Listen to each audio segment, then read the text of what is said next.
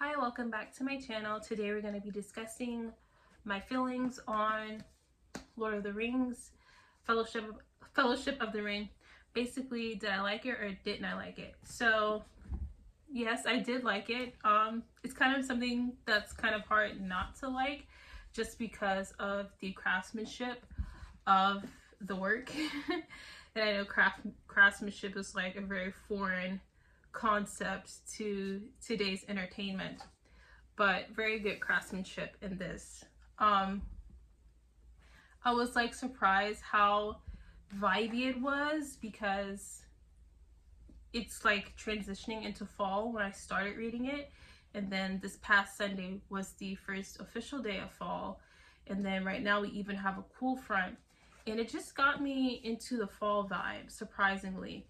So if y'all watch my most recent Rings of Power review video, it was episode 7 review, you'll know that I'm no longer going to be watching Rings of Power if they come out with the 3rd season. I'm going to watch episode 8 of the 2nd season, but that show really just does not live up to these books, and they're also messing with timelines and events that are not going to map on particularly well to the events of the actual lore, the actual story, which the story is the foundation. So if you're making supplemental content that's not going to align properly with this, then that's just bad writing on your part.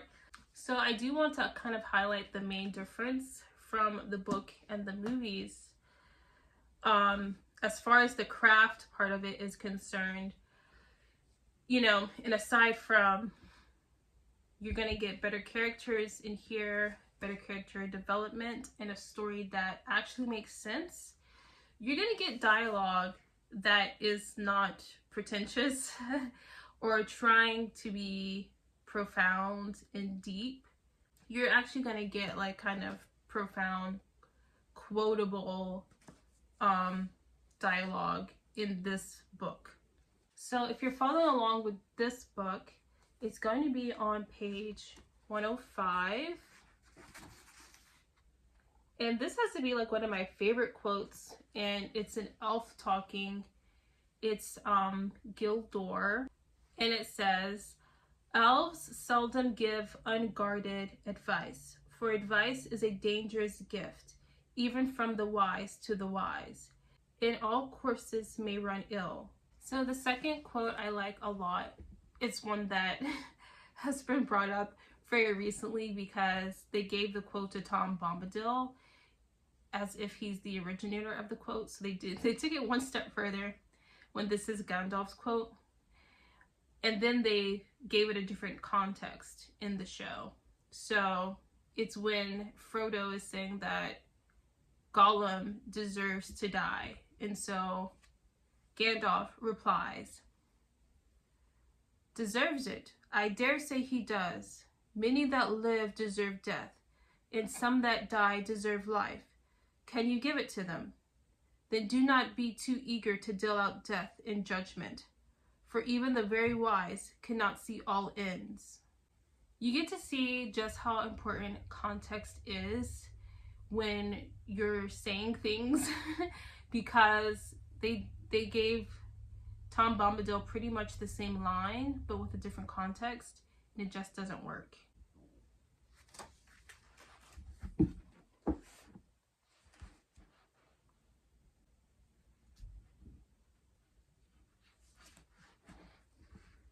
The last quote like I really like is going to be from Lady Galadriel, and it's on page 551. And let's see, that last quote that I did was on page 74. Yeah. So when we get to 551, the chapter is the Mirror of Galadriel. She's taken Frodo to look into her mirror. You know that thing she pours water in there, and then yeah. So Sam looked into it first, and then now Frodo, it's kind of his turn. So she says, "Do you now wish to look, Frodo?" said the Lady Galadriel. You did not wish to see elf magic and were content. And then Frodo says, do you advise me to look? And then she says, no, she said, I do not counsel you one way or the other. I am not a counselor. You may learn something, and whether what you see be fair or evil, that may be profitable, and yet it may not. Seeing is both good and perilous. Yet I think, Frodo, that you have courage and wisdom enough for the venture, or I would not have brought you here. Do as you will. So I wanted to give three kind of examples of three good quotes and good dialogue, just to kind of illustrate how, because I couldn't put my finger on it, why it was different in when Tolkien did it versus these writers of Rings of Power. And it seems like in the books, they're saying very plain things, just maybe the words and the expression they're using are kind of vintagey, if you will. They're from Tolkien's time, and he was born in 1892, so they would have like been speaking a little bit differently. But the language is not flowery.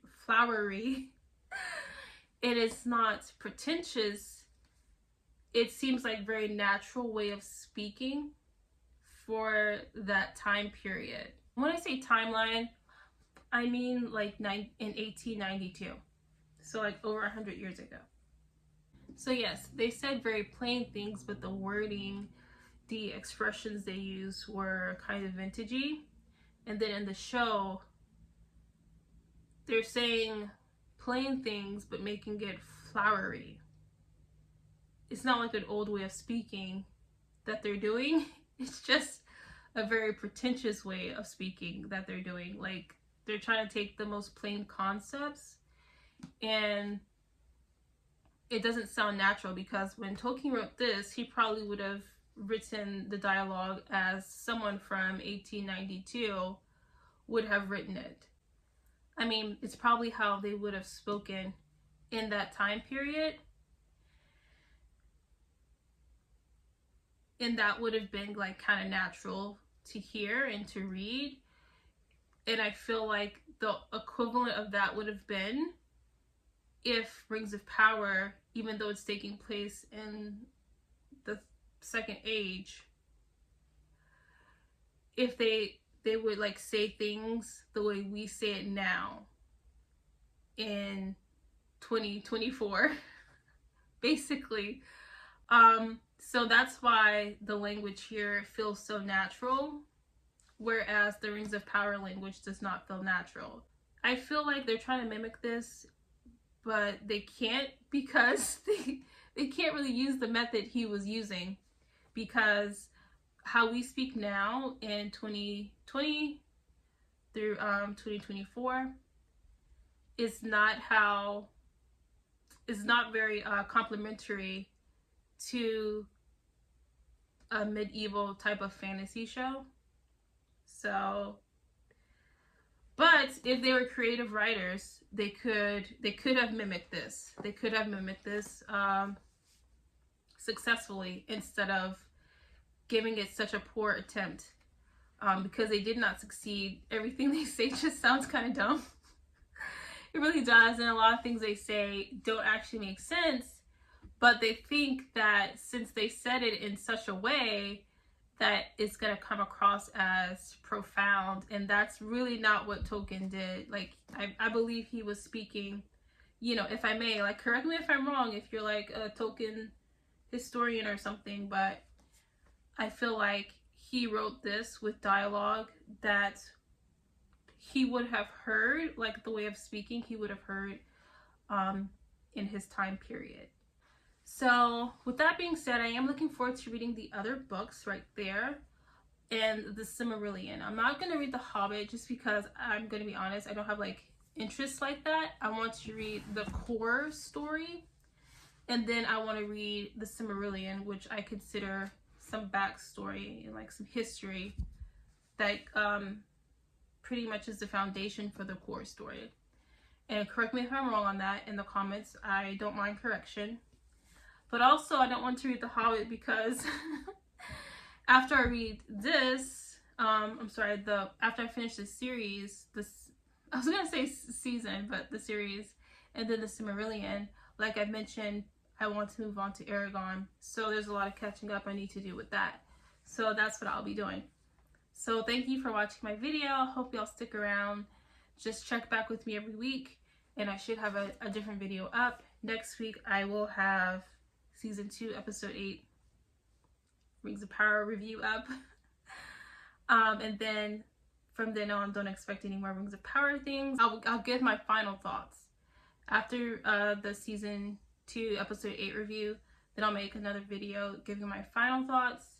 Spoiler alert, I think this story should have been not about Galadriel, but that was Celebrimbor's story. That's his story. And if they didn't want to do Celebrimbor because they didn't have the rights, they also don't have the rights to the Second Age, but here we are. They should have done Éowyn, and that's my opinion. If they wanted a girl boss story, they could have done Éowyn. It was pretty much built in. So yeah, check back next week for more content. Thanks again. Bye.